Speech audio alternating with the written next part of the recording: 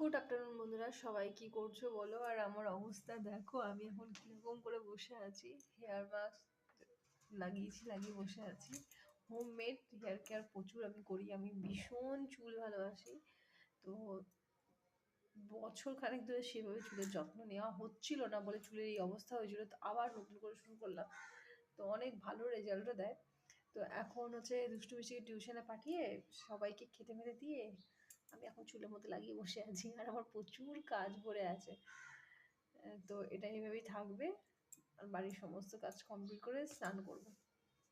তোমাদের সবার lunch complete হয়ে গেছে? এত হবে না, কারণ ঘড়িতে 12:30 বাজে।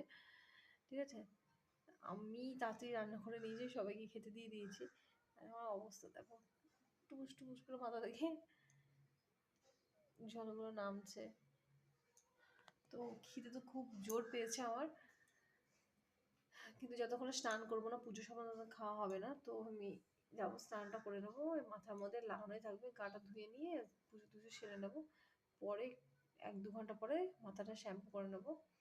তো চলো, আমি চুপচাপ বসেছিলাম, তো ভাবলাম তোমাদেরকে দেখাই আমার অবস্থাটা, আমি কি করে রেখেছি নিজের অবস্থা।